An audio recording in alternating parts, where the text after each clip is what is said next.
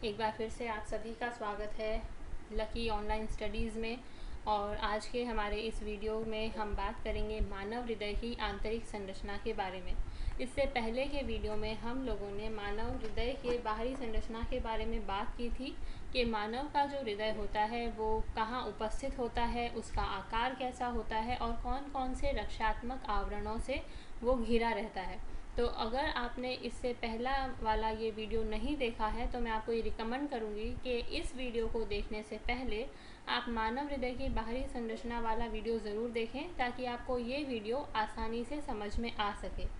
इस वीडियो के लिए जो टारगेट ऑडियंस है उनमें मैंने ऐसे स्टूडेंट्स को टारगेट किया है जो नीट की प्रिपरेशन कर रहे हैं या RBSC क्लास 12 से वो कुछ पढ़ रहे हैं। ऐसे स्टूडेंट्स के लिए ये वीडियो बहुत ही लाभकारी होगा। तो आइए शुरू करते हैं हमारा आज का ये वीडियो। मानव हृदय में बाहरी तौर पर हमने देखा था कि मानव हृदय जो है वो सुरक्षात्मक आवरणों के द्वारा घिरा रहता है, पेरिकार्डियल कैविटी में रहता है।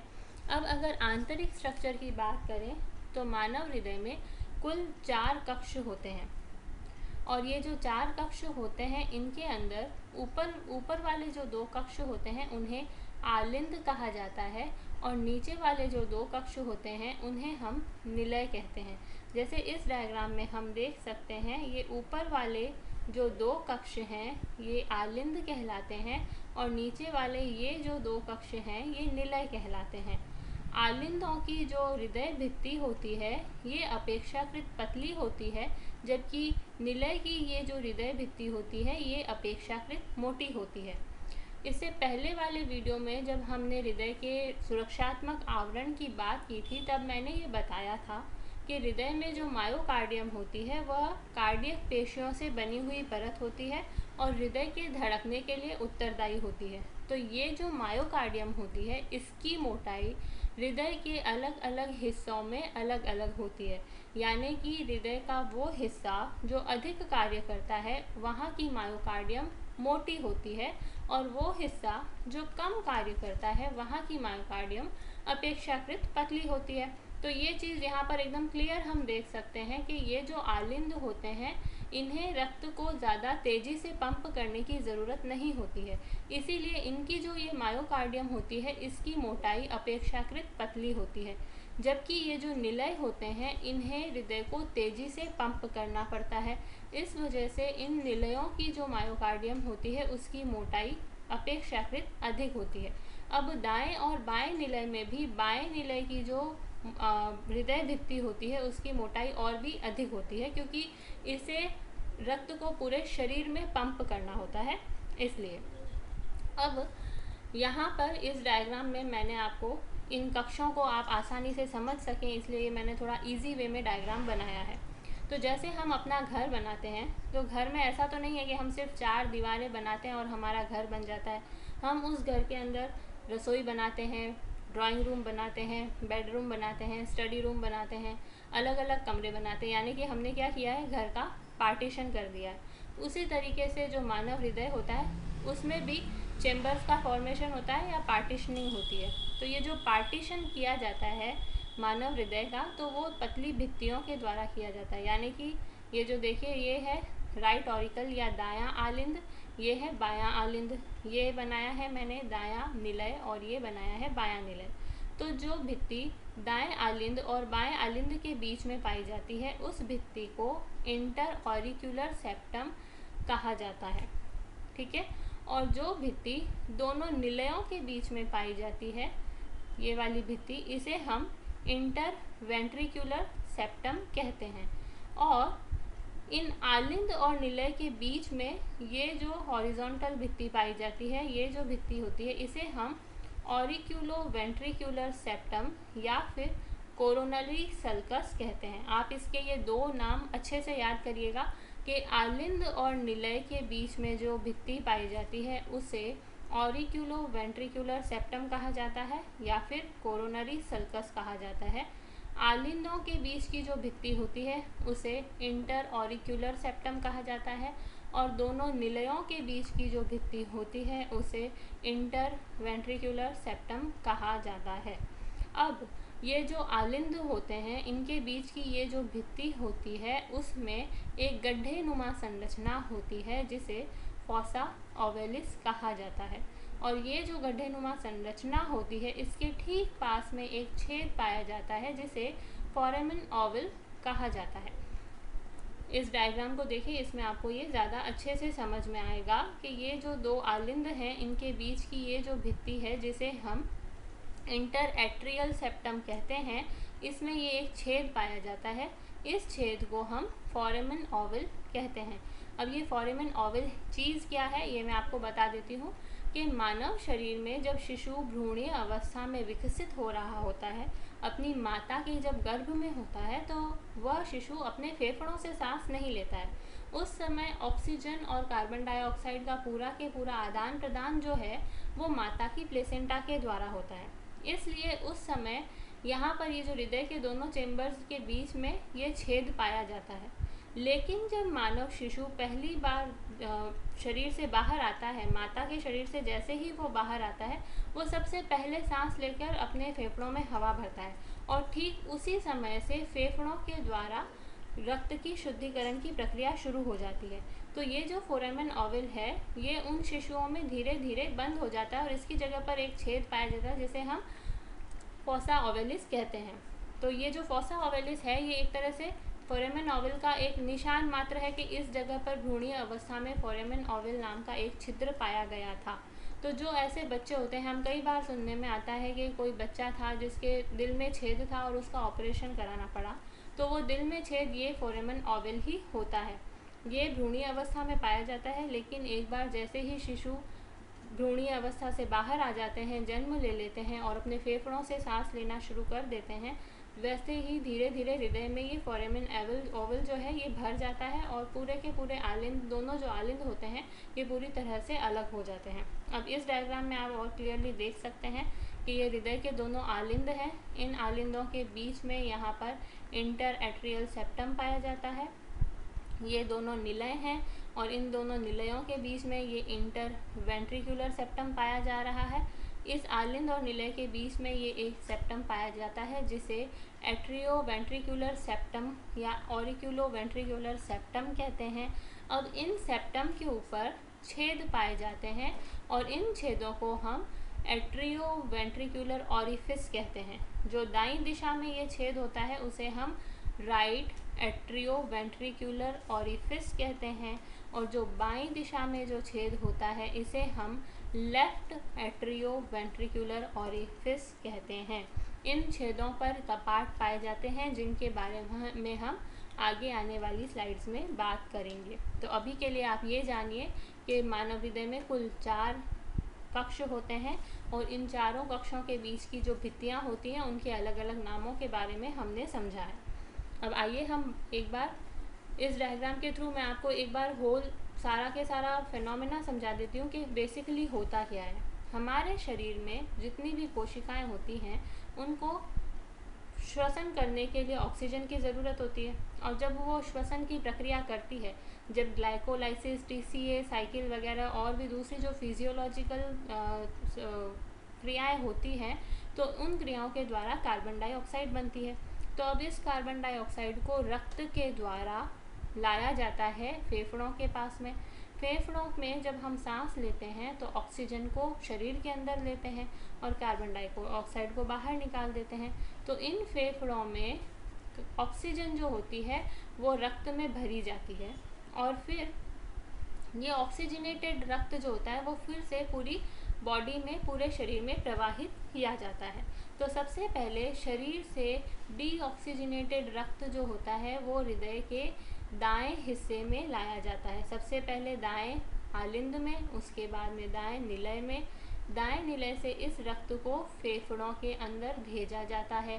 फेफड़ों में ये जो रक्त आया है यहाँ पर कार्बन डाइऑक्साइड को फेफड़ों को दे दिया जाता है और ऑक्सीजन को रक्त को भेज दिया जाता है।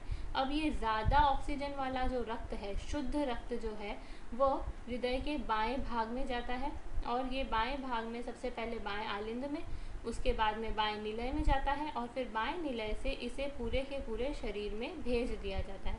तो इस प्रकार रक्त का ये प्रवाह शरीर में लगातार बना रहता है। यहाँ पर दो चीज़ें बिल्कुल अच्छे से आप याद रख लीजिए कि जब मैं कहती हूँ शुद्ध रक्त, तो शुद्ध रक्त का मतलब होता है ऐसा रक्त जिसमें कार्बन डाइऑक्साइड तो है कम और ऑक्सीजन की मात्रा है ज़्यादा। और जब हम बात करते हैं अशुद्ध रक्त की, तो अशुद्ध रक्त वो रक्त होता है जहाँ पर कार्बन डाइऑक्साइड की मात्रा ज़्यादा होती है और ऑक्सीजन की मात्रा कम होती है। इसे हम ऐसे भी कह सकते हैं, शुद्ध रक्त यानी कि ऑक्सीजनेटेड ब्लड और अशुद्ध रक्त यानी कि डीऑक्सीजनेटेड ब्लड। ठीक है, तो शरीर के सभी हिस्सों से डीऑक्सीजनेटेड रक्त, अशुद्ध रक्त को हृदय में लाया जाता है। उसके बाद में इस रक्त को फेफड़ों के पास में भेजा जाता है। फेफड़ों के पास में इस डीऑक्सीजनेटेड रक्त को, अशुद्ध रक्त को शुद्ध रक्त में परिवर्तित किया जाता है, या यूँ कहें कि ऑक्सीजनेटेड रक्त में परिवर्तित किया जाता है। अब ये ऑक्सीजनेटेड रक्त फिर से हृदय के पास में आता है और ये हृदय इस ऑक्सीजनेटेड रक्त को पूरे शरीर में भेज देता है। हृदय यहाँ पर रक्त को शुद्ध करने का काम नहीं करता है। हृदय सिर्फ और सिर्फ एक पंपिंग मशीन की तरह से काम करता है, एक पंप की तरह से काम करता है कि मेरे पास जो रक्त आया है उसको मैं आगे पंप कर दूं। इसके अलावा हृदय का कोई कार्य नहीं होता है। अब हम बात कर लेते हैं एक एक हिस्से के बारे में डिटेल में। तो सबसे पहले बात करते हैं दाएं आलिंद में के बारे में। हृदय का जो सबसे पहला चैम्बर होता है उसे हम दायां आलिंद कहते हैं। ये जो दायां आलिंद होता है इसके अंदर कुल 3 शिराएं अशुद्ध रक्त को लाकर उड़ेलती है। सबसे पहली जो शिरा होती है वो होती है ऊर्ध्व महाशिरा, जिसे हम सुपीरियर वेना केवा या प्री केवल वेन भी कहते हैं।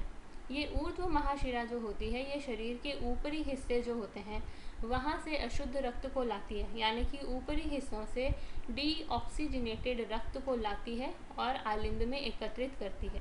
इसी के साथ में दूसरी महाशिरा जो आलिंद में खुलती है वो होती है निम्न महाशिरा या इंफीरियर वेना केवा, या इसे हम पोस्ट केवल वेन भी कहते हैं। तो जैसा इसका नाम बता रहा है, ये शरीर के निचले भागों से अशुद्ध रक्त को लाती है और आलिंद में एकत्रित करती है, दाएं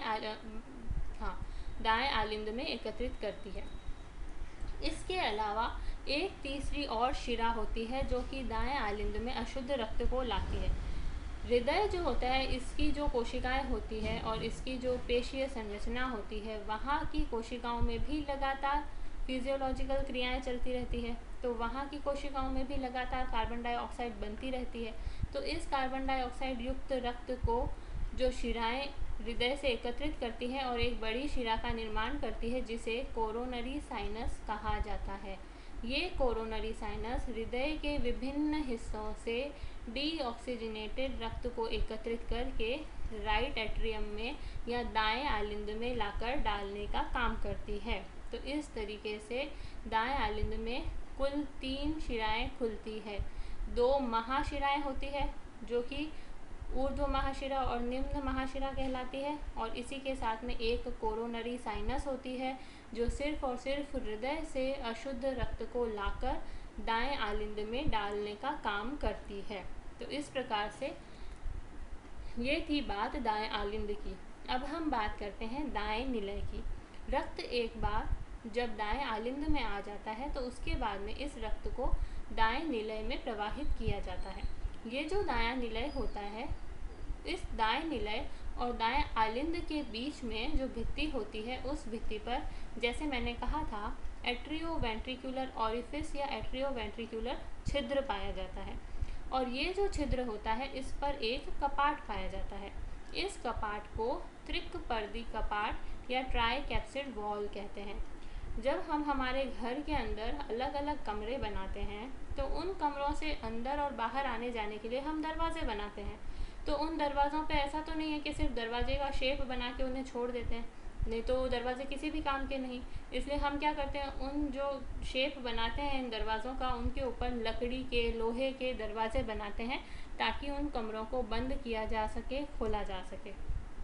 ठीक उसी तरीके से हृदय में जो कक्ष होते हैं उनके बीच में जो छिद्र पाए जाते हैं, उन छिद्रों पर भी दरवाजे होते हैं और इन दरवाज़ों को कपाट कहा जाता है। तो जो दरवाज़ा दाएं आलिंद और दाएं निलय के बीच में पाया जाता है उसे त्रिकपर्दी कपाट या ट्राइकैप्सिड वॉल कहा जाता है। जैसा कि इसका नाम बता रहा है, त्रिकपर्दी का अर्थ हुआ कि इस वॉल के 3 पल्ले होते हैं। ठीक है, जब ये त्रिकपर्दी कपाट खुलता है तो रक्त दाएं आलिंद से दाएं निलय में प्रवेश कर जाता है। ये जो त्रिकपर्दी कपाट है ये रक्त के प्रवाह को नियंत्रित करता है। साथ ही साथ ये एक बार अगर रक्त निलय में आ जाता है तो उसके विपरीत प्रवाह को रोकता है, यानी कि अगर एक बार रक्त आलिंद से निलय में आ गया है तो फिर उसे पुनः आलिंद में प्रवेश करने से रोकता है। ये जो आलिंद और निलय होते हैं उसके बाद में जब एक बार रक्त निलय में आ जाता है, दाएं निलय में जब आ जाता है तो अब इस रक्त को दाएं निलय से भेजा जाता है पल्मोनरी आर्टरी में या फुफ्फुसीय धमनी में। इस निलय से एक धमनी जुड़ी रहती है जिसे हम फुफ्फुसीय धमनी कहते हैं। अब जैसा कि इसका नाम बता रहा है, ये धमनी जाती है फुफ्फुसों तक।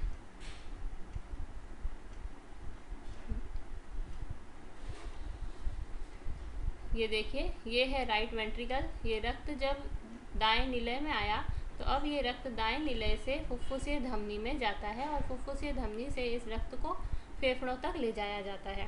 तो ये जो फुफ्फुसीय धमनी है, उस फुफ्फुसीय धमनी और निलय के मध्य भी एक कपाट पाया जाता है। इस कपाट को पल्मोनरी सेमील्यूनार वॉल कहा जाता है या फिर फुफ्फुसीय धमनी कपाट कहा जाता है। ये कपाट जो निलय और धमनी, फुफ्फुसीय धमनी जो है, उन दोनों के मध्य रक्त प्रवाह को नियंत्रित करता है। तो इस प्रकार से अशुद्ध रक्त महाशिराओं के द्वारा आलिंद में लाया गया था। आलिंद से ये जो ट्राइकप्सिड वॉल थे, इन कप्सिड के खुलने की, इस वॉल के खुलने की वजह से निलय में आया था। अब निलय और फुफ्फुसीय धमनी के बीच भी एक कपाट पाया जाता है जिसे फुफ्फुसीय सेमील्यूनार वॉल कहा जाता है। इस पल्मोनरी आर्टरी के द्वारा इस रक्त को फेफड़ों तक ले जाया जाता है जहां पर इस रक्त को शुद्ध किया जा सके। अब हम बात करते हैं बाएं आलिंद की। हृदय का जो तीसरा चेंबर होता है वो होता है बायां आलिंद।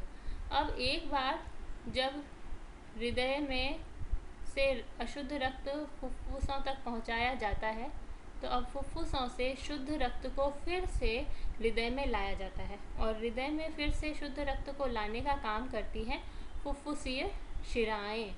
तो हृदय का जो बायां भाग, बाएं भाग का जो ऊपरी कक्ष होता है उसको बायां आलिंद कहते हैं। इस बाएं आलिंद में फुफ्फुसीय शिराओं के द्वारा शुद्ध रक्त को लाया जाता है। फेफड़ों से शुद्ध रक्त को फुफ्फुसीय शिराएं पुनः रक्त के हृदय के अंदर लेकर आती है। हृदय में कुल 4 फुफ्फुसीय शिराएं शुद्ध रक्त को लेकर आती हैं। 2 दाएं फेफड़े से और 2 बाएं फेफड़े से 4 शिराएं कुल निकलती हैं। ये 4 फुफ्फुसीय शिराएं पुनः शुद्ध रक्त को बाएं आलिंद में लाकर उड़ेलने का काम करती है। अब यहाँ पर ध्यान देने वाली बात है कि जो पल्मोनरी आर्टरी यानी कि फुफ्फुसीय धमनी शरीर की इकलौती ऐसी धमनी है जिसके अंदर अशुद्ध रक्त प्रवाहित होता है और फुफ्फुसीय शिराएं शरीर की इकलौती ऐसी शिराएं हैं जिनमें शुद्ध रक्त प्रवाहित होता है। ठीक है, अब फुफ्फुसीय शिराओं के द्वारा जब रक्त को आलिंद में लेकर आ जाया जाता है तब फिर इस रक्त को बाएं निलय में भेजे जाने का कार्य होता है। अब बायां निलय जो होता है, ये हृदय का जो बाएं भाग में जो निचला कक्ष होता है उसे बायां निलय कहते हैं। ये हृदय का सबसे बड़ा कक्ष होता है और इसकी जो हृदय भित्ति की मोटाई जो है वो सबसे ज़्यादा अधिक होती है। तो बाएं आलिंद और बाएं निलय के बीच में भी रक्त के प्रवाह को नियंत्रित करने के लिए एक वॉल पाया जाता है जिसे मिट्रल वॉल या फिर द्विकपर्दी कपाट कहते हैं। अब जैसा कि इसका नाम बता रहा है, द्विकपर्दी यानी कि इस कपाट में सिर्फ 2 पल्ले होते हैं। इस कपाट के खुलने पर रक्त जो है वो आलिंद से निलयों में बाएं निलय में प्रवेश कर जाता है। इसी के साथ एक बार जब रक्त बाएं निलय में आ जाता है तो इस रक्त को महाधमनियों में भेजा जाता है। अब यहाँ महाधमनी और निलय के बीच में भी एक कपाट पाया जाता है जिसे महाधमनी कपाट या अओर्टिक सेमी लूनार वॉल कहा जाता है। यह कपाट बाएं निलय और महाधमनी के मध्य रक्त के प्रवाह को नियंत्रित करता है और विपरीत दिशा में रक्त के जाने को रोकता है।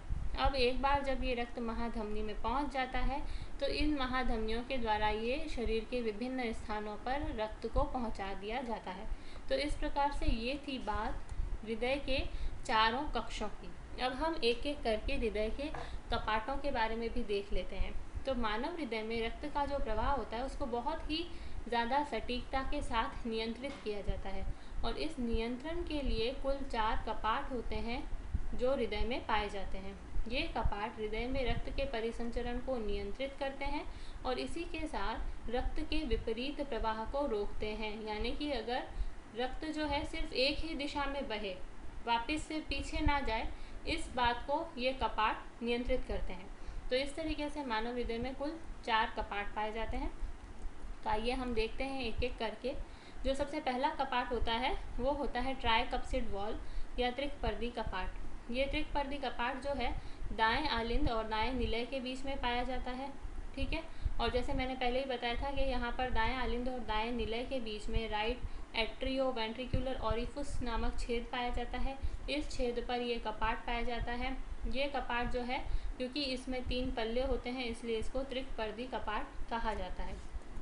ये जो कपाट होता है ये तंत्रिकी जो है कंडरीय रज्जुकाओं से घिरा रहता है, यानी कि इस कपाट से इस तरीके से रज्जुकाएं जुड़ी रहती हैं और ये जो रज्जुकाएं होती हैं ये आगे हृदय की पेशियों से जुड़ी रहती हैं।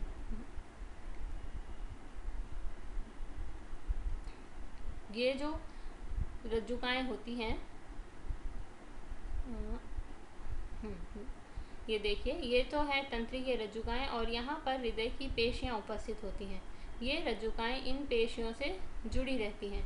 तो इन पेशियों में संकुचन और फिर से आकुंचन होने के द्वारा ये रज्जुकाएं जो है वो संकुचित और आकुंचित होती है, जिसकी वजह से ये कपाट जो हैं ये खुलते और बंद होते रहते हैं।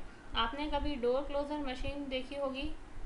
डोर क्लोजर मशीन के अंदर एक रॉड हो जैसी स्ट्रक्चर होता है और एक मशीन होती है।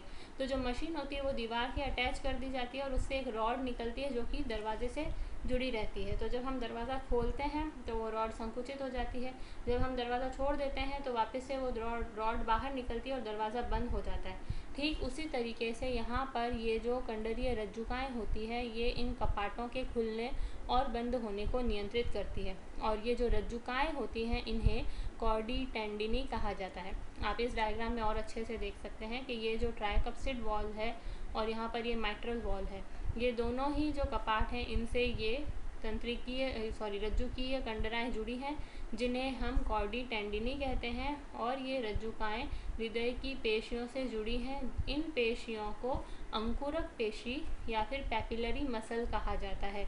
तो ये पेशियां और ये रज्जुकाएं मिलकर इस कपाट को जो है नियंत्रित करती हैं और इनकी स्थिति को भी बनाए रखती हैं। फिर जो दूसरा कपाट आता है हृदय में वो होता है द्विकपर्दी कपाट या माइट्रल वॉल। ये कपाट दाएं आलिंद और दाएं निलय के बीच में पाया जाता है और ये हृदय का इकलौता ऐसा कपाट होता है जो कि द्विकपर्दी होता है, यानी कि 2 पल्लों वाला होता है। शेष इसकी पूरी की पूरी संरचना त्रिकपर्दी कपाट के जैसी ही होती है। जो तीसरा कपाट होता है हृदय में वो होता है फुफ्फुसीय कपाट या फिर पल्मोनरी सेमीलुनार वॉल। यह वॉल जो है ये दाएं निलय और फुफ्फुसीय धमनी के बीच में पाया जाता है। ये रहा ये पल्मोनरी सेमीलुनार वॉल। ये जो है ये ट्राइकप्सिड वॉल होता है और इसकी बाकी की संरचना ट्राइकप्सिड वॉल की जैसी ही रहती है। ये जो है फुफ्फुसीय धमनी और निलय के बीच में रक्त के प्रवाह को नियंत्रित करता है। जो चौथा और आखिरी वॉल होता है या कपाट होता है हृदय में वो होता है महाधमनी कपाट। ये महाधमनी कपाट बाएं निलय और महाधमनी के बीच में पाया जाता है और इन दोनों के बीच में हृदय के प्रवाह को नियंत्रित करता है। इस स्ट्रक्चर में हम देख सकते हैं कि ये देखिए ये ट्राइकप्सिड वॉल है, ये अओर्टिक वॉल है, महाधमनी कपाट, और ये है पल्मोनरी वॉल। ये तीनों के तीनों जो कपाट हैं ये ट्राइकप्सिड हैं, जबकि जो मिट्रल वॉल है ये बाइकप्सिड होता है, यानी कि इसके पास में सिर्फ 2 पल्ले होते हैं। तो इस तरीके से ये था स्ट्रक्चर, हृदय का आंतरिक स्ट्रक्चर। अब एक बार हम फिर से समरी में बात कर लेते हैं। तो सुपीरियर वेना केवा और इंफीरियर वेना केवा के साथ में कोरोनरी साइनस, ये 3 शिराएँ जो होती है ये दाएं आलिंद में रक्त को लाती है। दाएं आलिंद और दाएं निलय के बीच में कपाट उपस्थित होता है जिसे ट्राइकप्सिड कपाट कहते हैं। ये कपाट रक्त के प्रवाह को नियंत्रित करता है। दाएं निलय से रक्त को फुफ्फुसीय धमनी में भेजा जाता है। यहाँ पर एक दूसरा कपाट उपस्थित होता है जिसे फुफ्फुसीय धमनी कपाट या पल्मोनरी सेमीलुनार वॉल कहा जाता है। ये फुफ्फुसीय धमनियाँ रक्त को लंग्स के पास में ले जाती है शुद्धिकरण के लिए। एक बार जब ये रक्त शुद्धिकरित हो जाता है तो ये आता है फुफ्फुसीय शिराओं में। फुफ्फुसीय शिराओं में जब ये रक्त आ जाता है तो फुफ्फुसीय शिराओं से इस रक्त को छोड़ा जाता है बाएं आलिंद में। बाएं आलिंद और बाएं निलय के बीच में एक वॉल पाया जाता है जिसे मिट्रल वॉल कहते हैं। बाएं आलिंद से बाएं निलय में जब एक बार रक्त आ जाता है तो इस रक्त को भेजा जाता है महाधमनियों में। महाधमनी और बाएं निलय के बीच में वॉल पाया जाता है जिसे अओर्टिक सेमीलुनार वॉल कहते हैं। एक बार ये रक्त जब महाधमनियों में पहुंच जाता है तो महाधमनियों से ये पूरे शरीर में भेजा जाता है। तो होपफुली आपको ये पूरा के पूरा वीडियो समझ आया होगा। इस डायग्राम में आप फिर से देख सकते हैं, ये सुपीरियर वेना केवा है, ये इंफीरियर वेना केवा है, ये दाएं आलिंद में अपना रक्त ला रही हैं, ये ट्राइकप्सिड वॉल है। ट्राइकप्सिड वॉल जुड़ा हुआ है कॉर्डी टेंडिनी से, और ये कॉर्डी टेंडिनी जुड़ी हुई है पैपिलरी मसल से या अंकुरक मसल्स के द्वारा, जो कि इन कपटों के खुलने और बंद होने को नियंत्रित करती है। उसके बाद में ये फुफ्फुसीय धमनियाँ हैं जो कि अशुद्ध रक्त फुफ्फुसों तक लेकर जाती है शुद्धिकरण के लिए। एक बार जब ये रक्त शुद्धिकृत हो जाता है तो ये पल्मोनरी वेन्स या फुफ्फुसीय शिराएँ हैं जिनके द्वारा इस रक्त को फिर से हृदय में लाया जाता है। जैसा मैंने बताया था, ये फुफ्फुसीय शिराएँ जो होती है 4 होती हैं, 2 बाएं फेफड़े से आती है, 2 दाएं फेफड़े से आती है। ये दोनों के चारों अपना जो शुद्ध रक्त है ये बाएं निलय आलिंद को दे देती हैं। बाएं आलिंद और बाएं निलय के बीच में फिर से एक माइट्रल कपाट पाया जाता है जो इकलौता द्विकपर्दी कपाट होता है। उसके बाद में रक्त बाएं निलय में आता है। बाएं निलय से इस रक्त को महाधमनी में भेज दिया जाता है पूरे के पूरे शरीर में संचारित करने के लिए। तो इस प्रकार से ये हृदय की आंतरिक संरचना थी। होपफुली आपको ये वीडियो पसंद आया होगा। अगर आपको ये वीडियो पसंद आया हो तो इसे लाइक, शेयर और सब्सक्राइब करना ना भूलें। Thank you.